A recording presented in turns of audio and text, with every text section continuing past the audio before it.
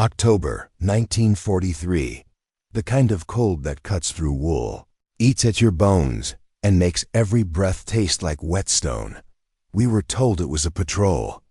Nothing special. Just another sweep along a ridge the maps barely cared about. A line of mud no one wanted. But the orders, they came with no coordinates. Just a hand-drawn arrow on a sheet that looked older than the war itself. Our lieutenant tucked it away before any of us could ask questions. That was the first sign. The second? The way he kept checking his watch like something was supposed to happen on schedule, like he wasn't leading us to a ridge at all, but to an appointment. There were 8 of us that morning. Rifles slung, boots heavy with mud. Usually someone cracked jokes, cursed the weather, cursed the brass. But not this time. Words dried up in the mist.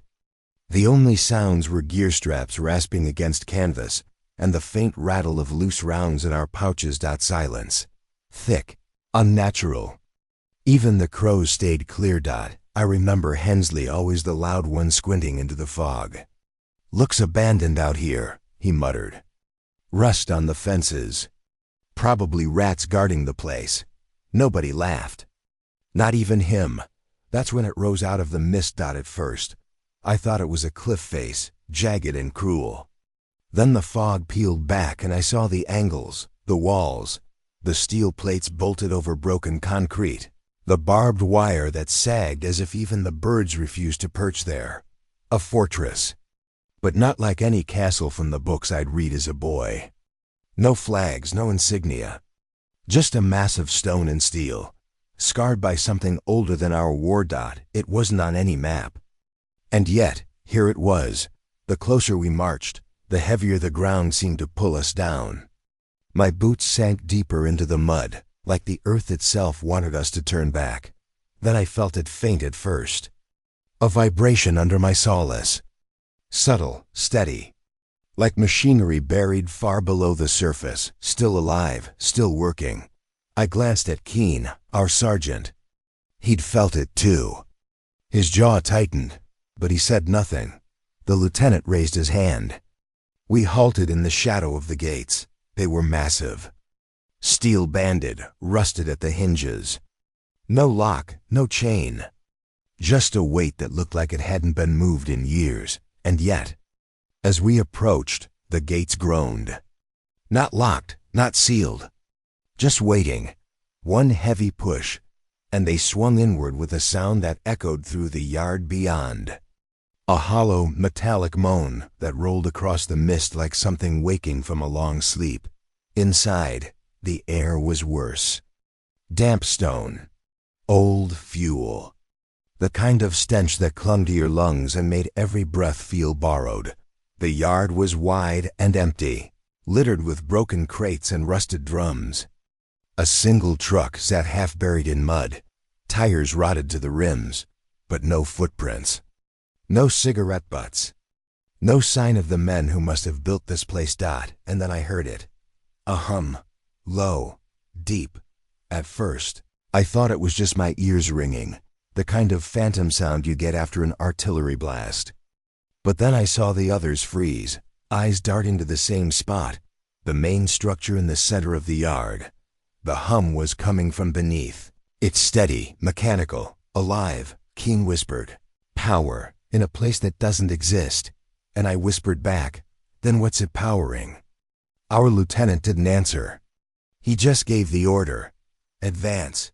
We moved as one, rifles ready, boots crunching on gravel untouched for months.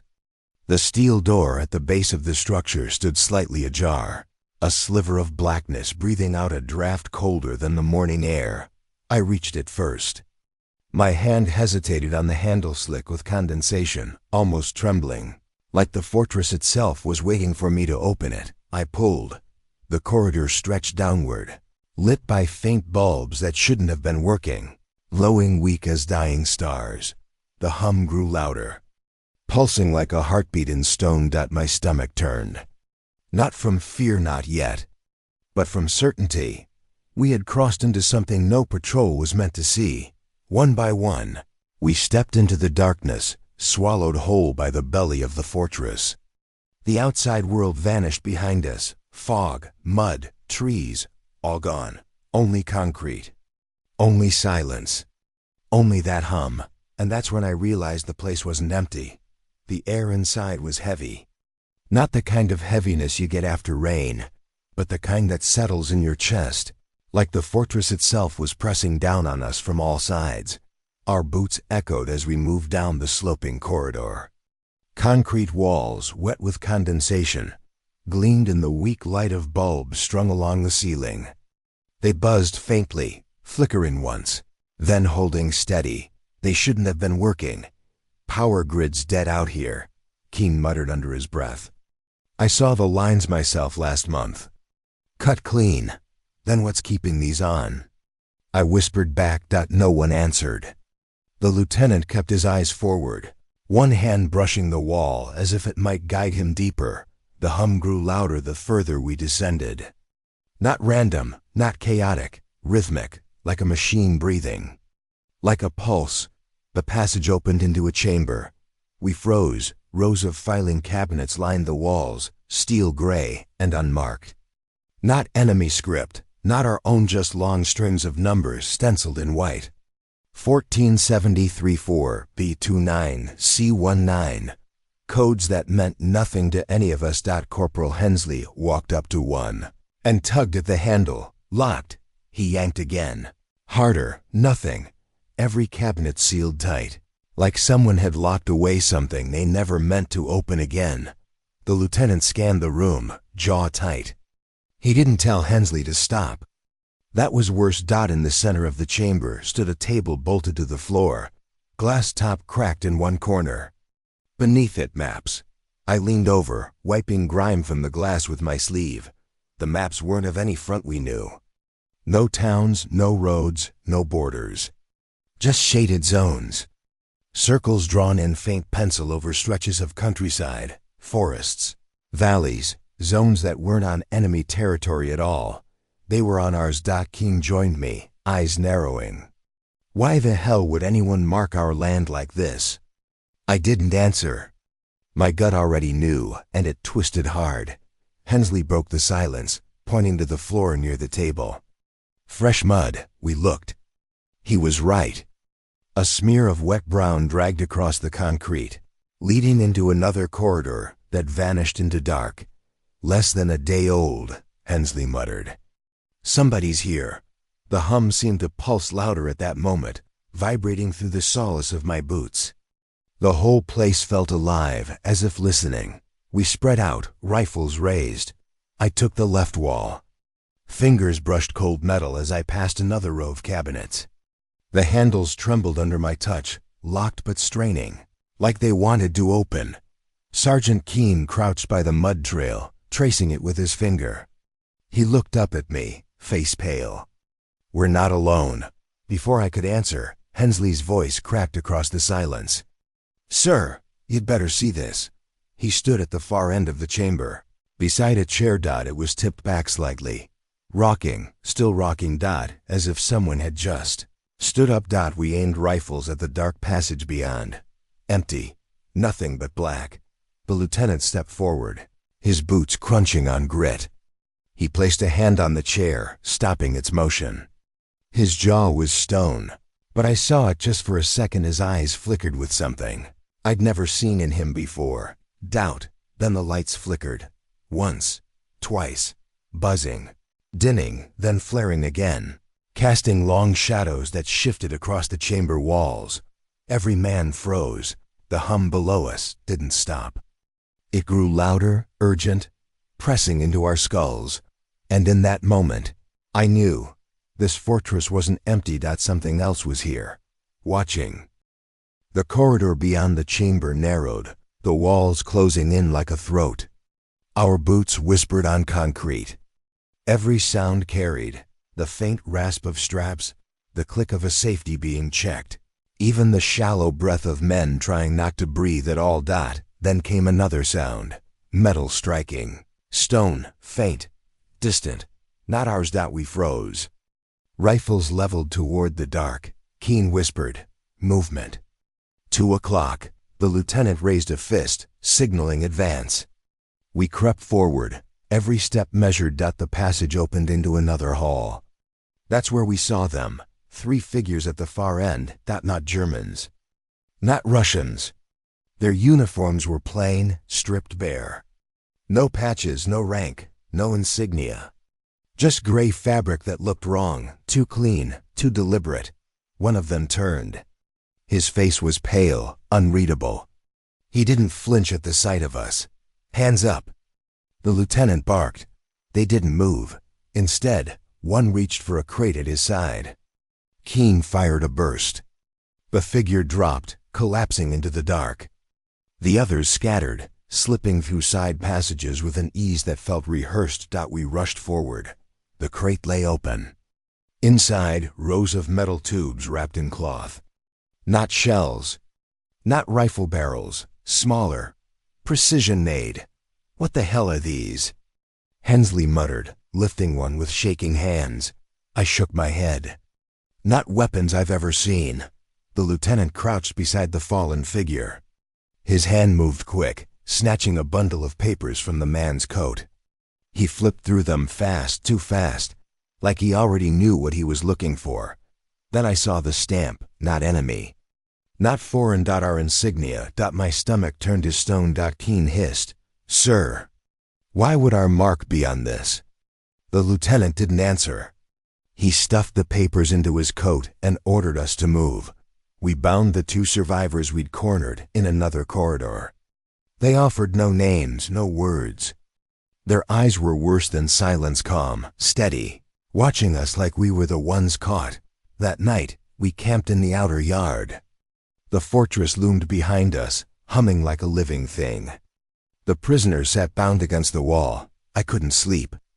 None of us could. When dawn broke, the ropes lay on the ground.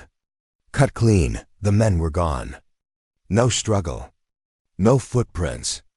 Nothing but empty space where they had been. Hensley spat into the mud. Impossible. We had eyes on them. Keene shook his head slowly. No, we had eyes on what they wanted us to see. The fortress loomed silent behind us, its hum buried deep. But I knew, with every bone in my body, we hadn't seen the last of them. 3 days later, new orders came. Another patrol. Another valley, but I'd seen the lieutenant's map. The faint pencil circle scratched at the edge of our route. It was the same mark as in the fortress. We marched in silence. The kind that eats at your nerves until every twig snap sounds like a rifle bolt.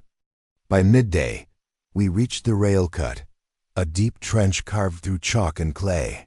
Old tracks torn up and left like ribs along the slope. Down, the lieutenant ordered. We slid into the cut, mud clutching at our boots. The walls rose high on both sides, trapping sound, trapping us. 50 yards in, the trench hooked left. A blind corner. That's when it started. Metal on stone. Too sharp. Too close. The lieutenant snapped his fingers. 2 privates moved with him toward the bend. Gunfire erupted. Controlled bursts. Too precise. Both men dropped without a cry. We hit the mud, firing blind into shadows. Rounds chewed chalk from the walls.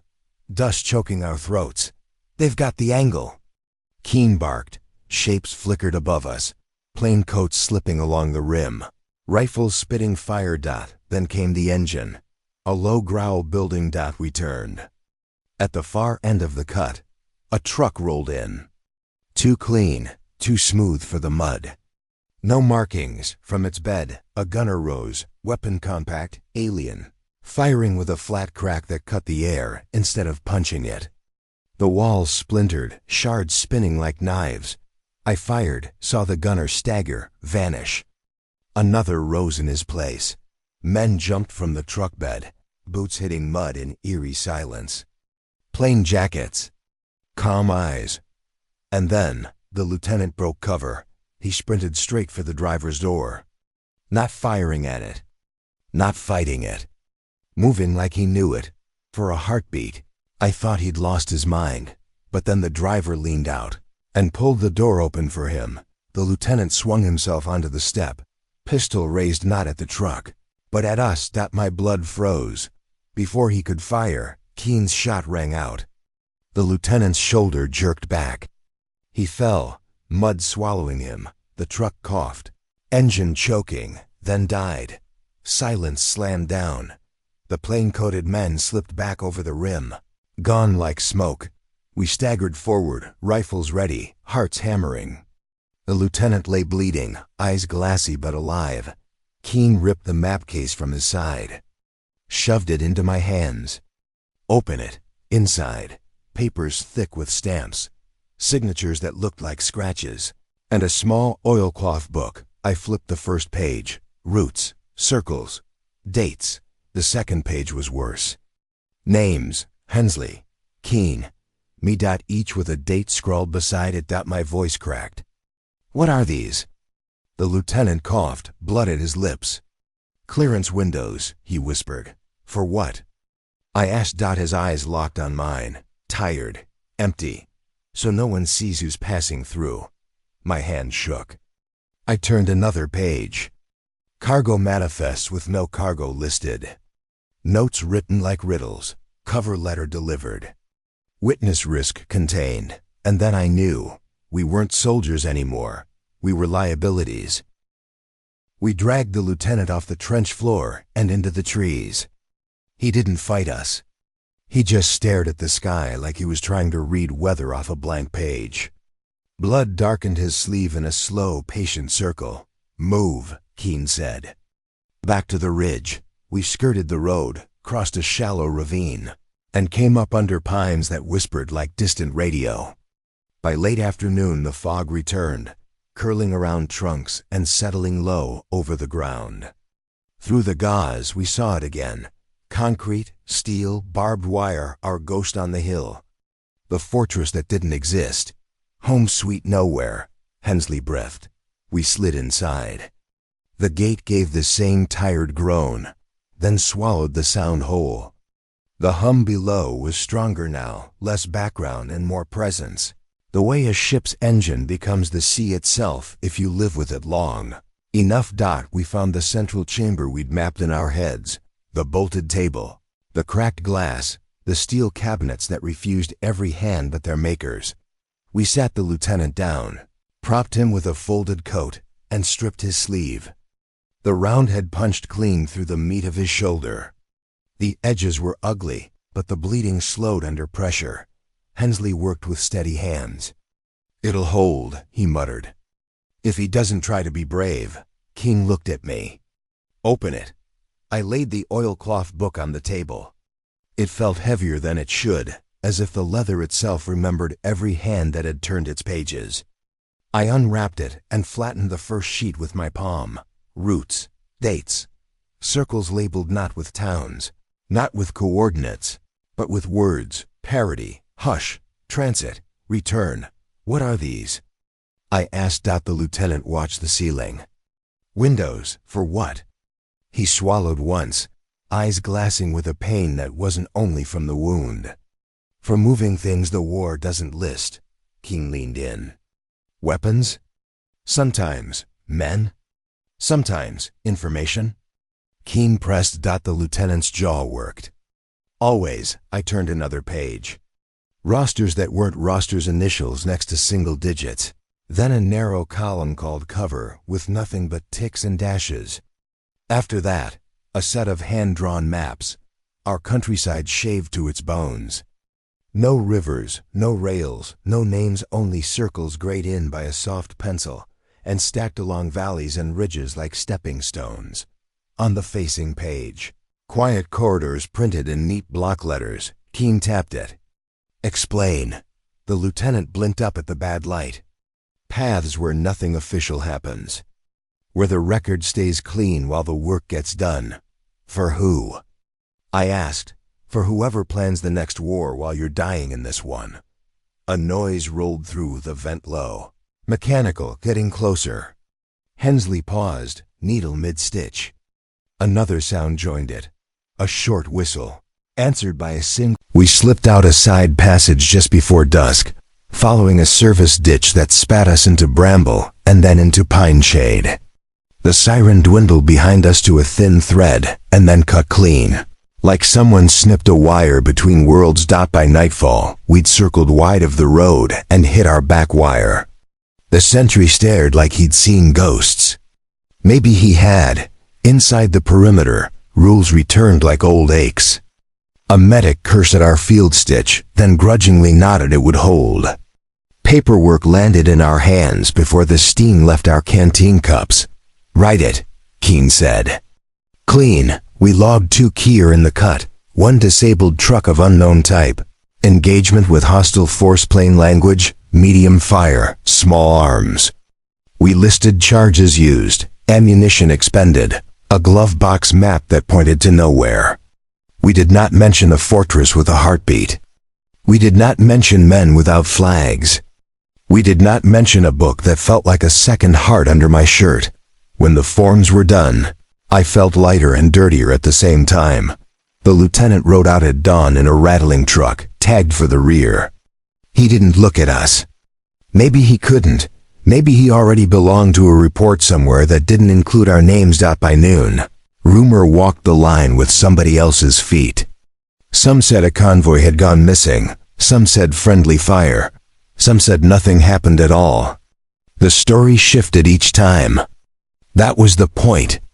If everyone holds a different piece, no one has the whole. That evening, a runner dropped a sealed envelope on our crate. No sender. No unit. Inside, a single line in blockhand. "Stay off the corridors." Keene folded it twice and fed it to the stove. We watched the paper curl, blacken, and turned in nothing that could be filed. Transfers hit the next day. Hensley to a logistics depot up the road. Keene and I 3 ridges east. "Operational need," the clerk grunted, stamping without looking. He didn't ask for our story. He already had the version he needed. At the new sector, routine swallowed us. Dig. String wire. Check arcs.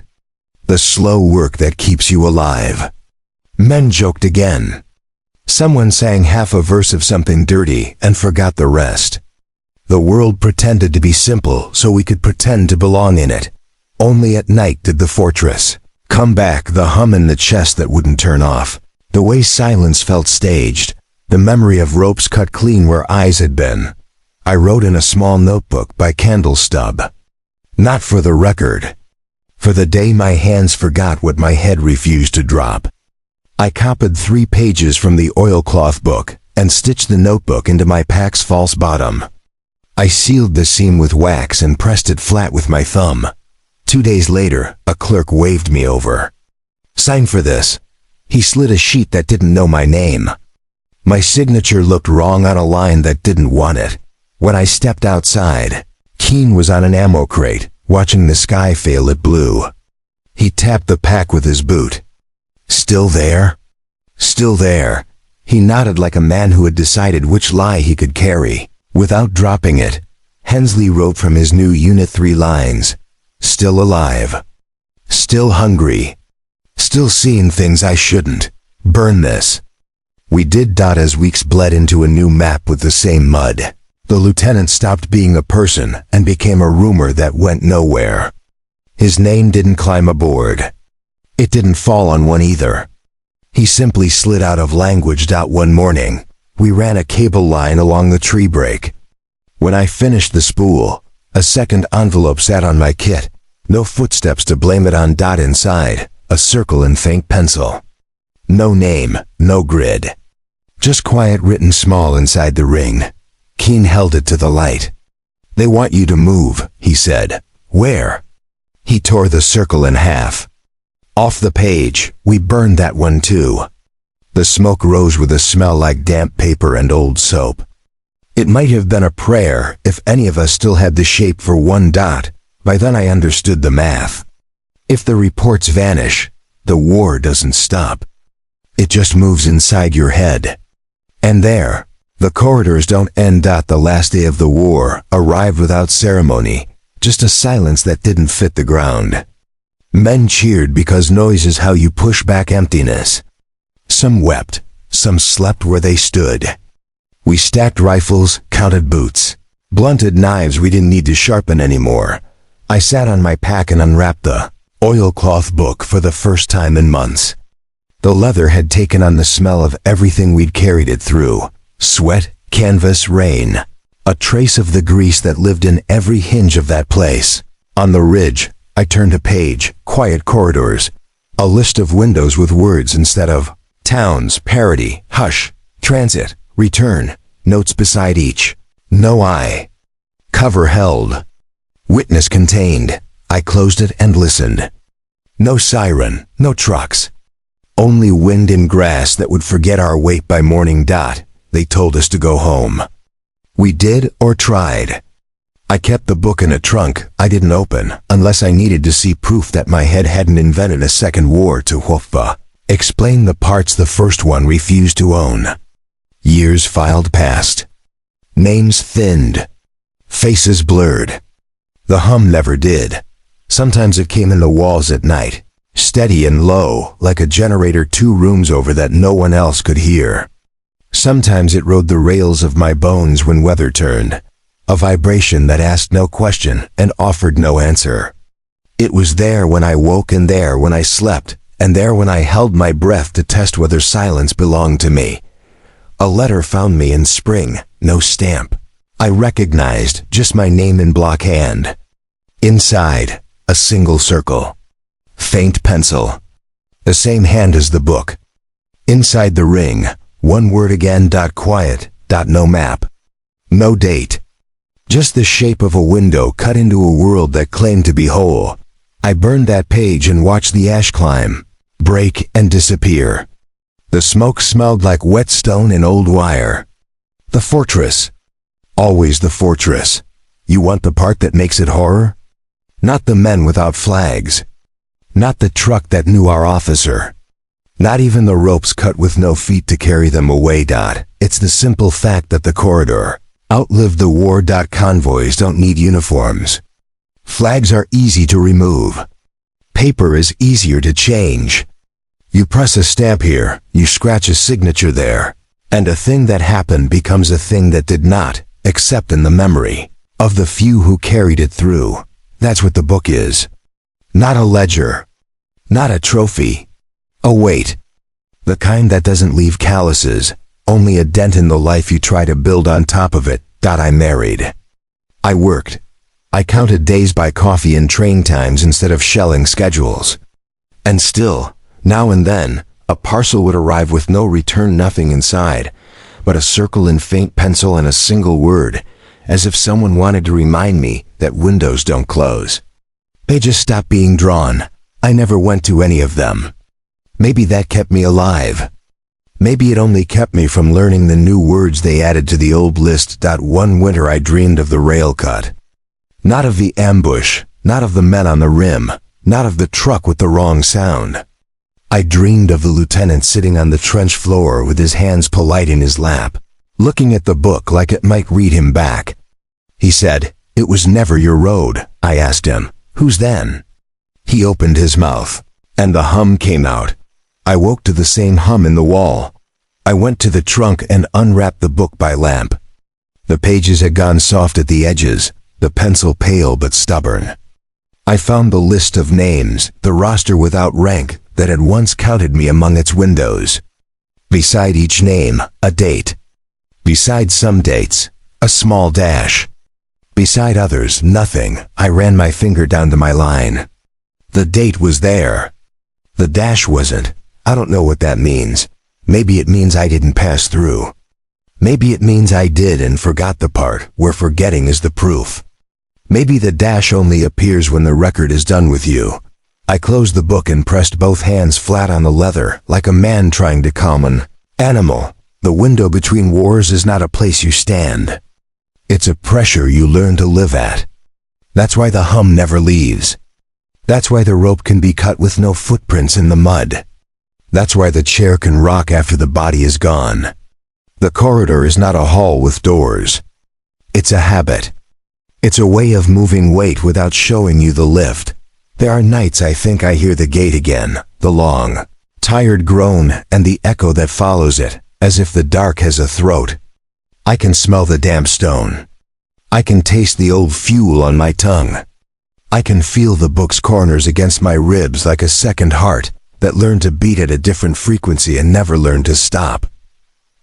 People ask where I fought. They want a list they can measure against a map that survived being printed. I can give them one. I can say ridge and valley and month and weather.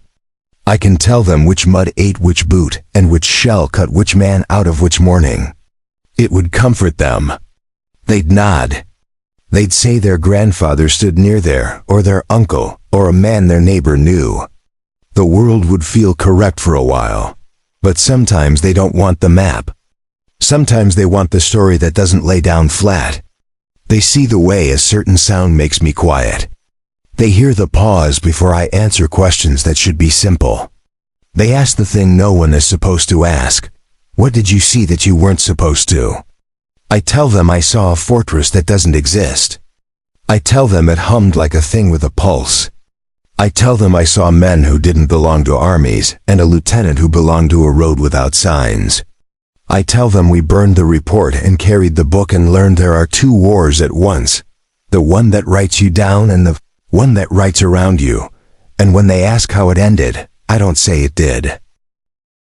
Because the truth is this. Some endings happen on paper and the rest happen in rooms no one marks. If you're lucky, your ending is only a silence that lets you sleep. If you're not, it's a siren that keeps you walking the same hall in your head until your boots wear a groove that no one else can see. So when they ask me where I fought, I don't name the ridge or the town. I don't list the battles or the dates. I give them the only answer I can carry without lying to the map or to myself. I was there the day the enemy lost the fight at the forgotten fortress. And the day I learned the war we were told about was only half the truth. The other half never ends.